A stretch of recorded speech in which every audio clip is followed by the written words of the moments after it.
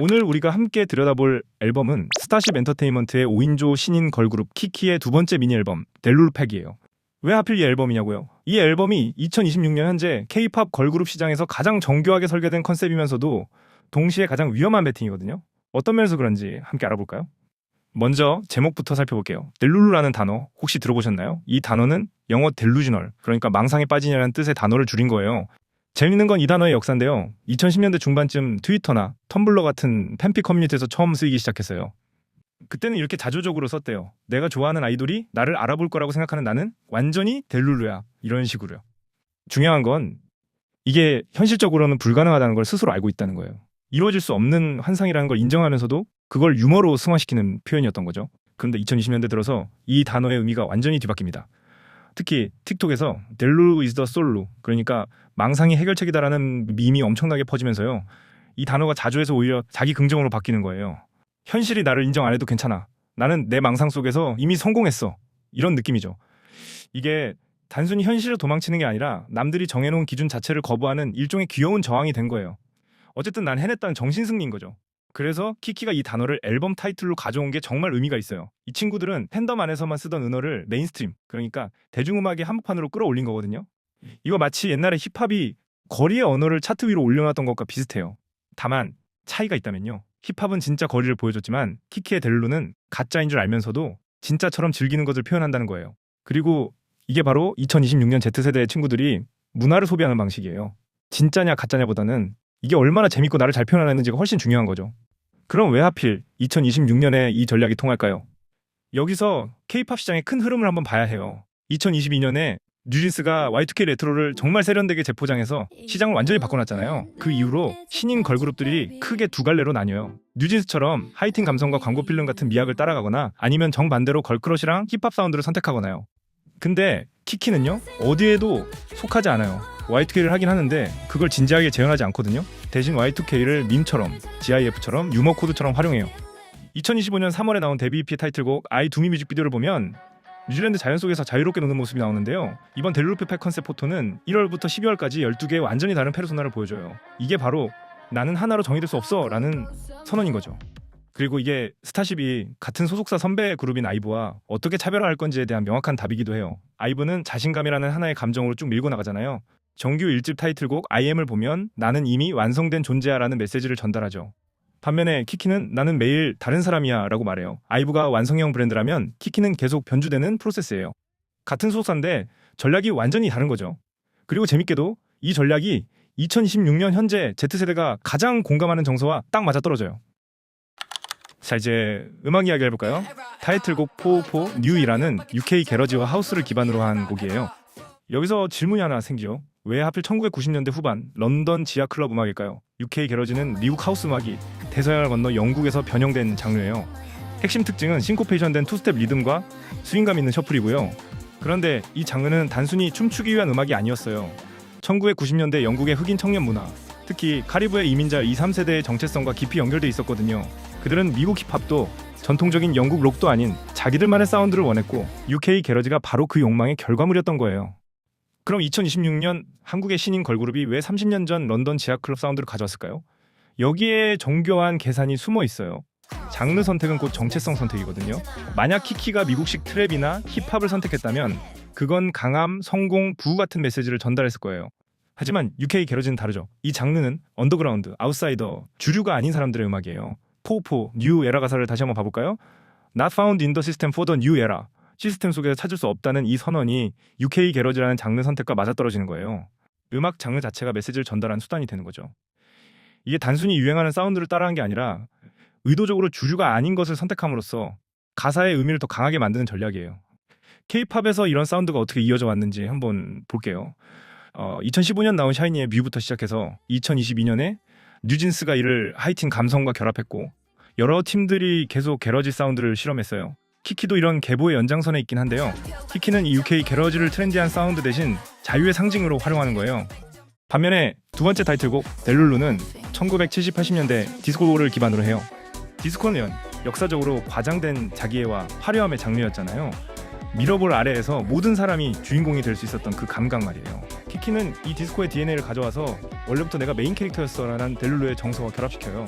런웨이를 걷듯 경쾌한 비트 위에서 키키는 능청스럽게 말하죠. 주인공이 되고 싶다고? 아니, 나는 원래부터 주인공이었어. 결국 이 앨범의 음악적 전략은 명확해요. 두 개의 타이틀곡이 각각 다른 방식으로 자유를 노래한 거예요. 포오포는 UK 게러지로 시스템 밖의 자유를, 델룰루는 디스코로 상상 속의 자유를 표현하죠.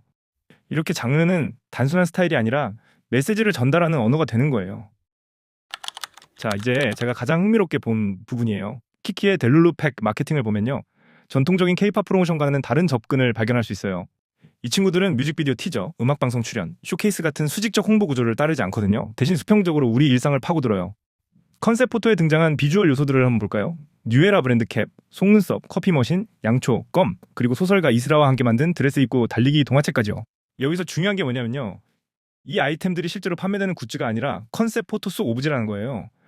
키키는 멤버 사진이 인쇄된 제품을 촬영하는 독특한 방식을 택했어요. 비행기 모니터, 뽑기 기계, 샴푸, 자판기처럼 일상적인 사물 속에 자연스럽게 스며든 모습으로요.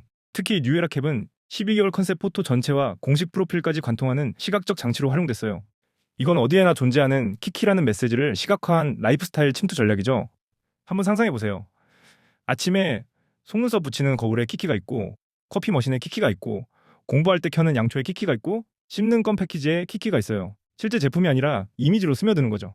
이게 요즘 세대에게 통하는 이유는 명확해요. 이 친구들은 광고를 광고로 소비하지 않거든요. 2010년대까지 마케팅은 메시지 전달이었어요. 광고 보고 제품 사고 끝. 근데 2020년대 Z세대는 달라요. 이들이 원하는 건 자연스럽게 일상에 녹아든 브랜드 이미지예요. 그래서 요즘 성공하는 브랜드들은 모두 특정한 라이프 스타일을 팔아요. 스타벅스는 커피가 아니라 제3의 공간을 팔고, 애플은 스마트폰이 아니라 창조적인 삶을 팔죠. 키키도 마찬가지예요. 이들은 음악이 아니라 키키다운 하루의 이미지를 판매하는 거예요.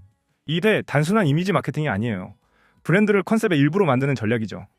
데뷔 앨범 제목이 언컷잼, 그러니까 다듬어지지 않은 원석이었죠. 이게 우리는 아직 완성되지 않았어라는 선언이었어요. 그리고 두 번째 앨범 델룰루 팩은 그래서 우리는 매일 다른 모습을 실험할 거야 라는 연장선이고요. 이 일관된 서사가 있기 때문에 속눈썹부터 동화책까지의 파편화된 프로모션이 하나의 큰 그림으로 읽히는 거예요. 자, 마지막으로 우리는 포오포 not found라는 메타포로 돌아와야 해요. 이게 이 앨범의 핵심이거든요. 포오포 not found는 인터넷에서 가장 흔한 오류 메시지잖아요. 여러분이 찾는 페이지가 존재하지 않는다는 뜻이죠. 전통적으로 이건 실패를 의미했어요. 원하는 걸 찾지 못했다는 좌절이었죠. 근데 키키는 이 오류 메시지를 완전히 다르게 읽어요. 시스템이 날 찾지 못해? 쫙. 그럼 난 시스템 밖에 있는 거야. 이 전복적인 해석이 중요한 이유는요, 이게 2026년 Z세대의 생존 전략과 정확히 맞아떨어지기 때문이에요. 이들은 기성세대가 만들어 놓은 시스템 안에서 성공하기 어렵다는 걸 알고 있어요.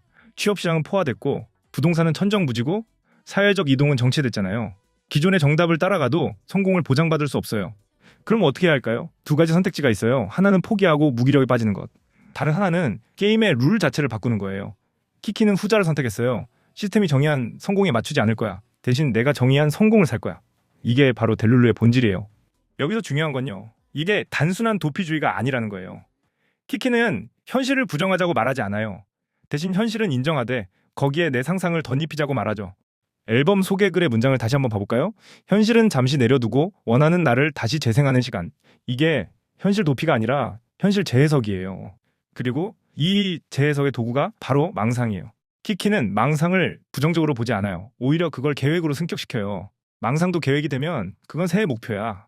이게 얼핏 농담처럼 들리지만요, 사실은 엄청 전복적인 사고방식이에요. 누가 망상과 계획을 구분할 수 있나요? 결국 모든 계획은 아직 실현되지 않은 상상이잖아요. 그럼 그걸 현실적 계획이라고 부르든 망상이라고 부르든 본질은 같은 거예요. 다만 외부의 평가가 다를 뿐이죠. 키키는 바로 이 지점을 파고들어요. 네가 망상이라고 부르는 것, 나는 목표라고 부를 거야. 이게 언어의 전복이에요. 그리고 언어를 전복하는 건 곧 권력을 전복하는 거예요. 누가 무엇을 망상이라고 규정할 권력을 가졌나요? 기성세대예요. 부모님, 선생님, 상사, 사회요. 그건 비현실적이야, 망상이야 라고 말하죠. 키키는 그 규정 자체를 거부하는 거예요. 그리고 이게 바로 2026년 K-팝 시장에서 키키가 던지는 가장 날카로운 질문이에요. 컨셉이란 무엇인가? 전통적으로 K-팝 컨셉은 브랜드 아이덴티티였어요. 우리 그룹은 이런 이미지예요 라고 명확히 규정하는 거죠. 그 키키는 그 규정을 거부해요. 대신 우리는 매번 달라요 라고 말하죠. 이 컨셉의 해체예요. 혹은 메타 컨셉이고요. 컨셉에 대한 컨셉이죠. 그래서 이 앨범의 진짜 제목은 델룰루 팩이 아니라 포오포 뉴 에라일지도 몰라요. 오류가 새로운 시대가 되는 순간, 시스템이 찾지 못하는 게 오히려 자유가 되는 순간, 주류가 아닌 게 오히려 정체성이 되는 순간, 키키는 바로 그 순간을 포착했고 컨셉이 없는 게 컨셉이 된 거죠. 키키의 델루팩을 한 문장으로 요약하자면요. 이건 컨셉이 없는 걸 컨셉 자체로 구현한 앨범이에요. 이 친구들은 진심인 척하면서 동시에 이건 놀이야라고 말하죠. 이 이중성, 이 애매모호함, 이 진심과 농담 사이의 줄타기가 바로 2026년 세대의 문화 소비 방식이에요. 이제 우린 질문해야 해요. 이후에 케이팝은 어디로 갈까요? 컨셉이 메타화되고 장르가 메시지의 도구가 되고 프로모션이 일상으로 침투하는 이 시점에서 다음 세대는 뭘 할 수 있을까요? 더 이상 새로운 컨셉은 없는 걸까요? 아니면 컨셉이 없는 게 새로운 컨셉이 될까요? 여기에 키키는 이 질문에 답하지 않아요. 대신 그들은 포포 not found 화면을 보여줄 뿐이죠. 그리고 그게 바로 답이에요. 답이 없다는 것, 정해진 길이 없다는 것, 시스템이 여러분을 찾지 못한다는 것, 그게 오히려 자유라는 것. 2026년 1월 키키는 오류 메시지를 새 시대의 입구로 바꿔놨어요. 이제 다른 아티스트들이 그 입구를 어떻게 통과할지 지켜볼 차례입니다. 컨셉, 또 그 안에 컨셉, 그 너머의 컨셉을 찾아서 우리는 겉모습이 아니라 그 안에 구조를 읽습니다. 구독과 좋아요는 저에게 큰 힘이 됩니다. 그럼 다음 시간까지 안녕!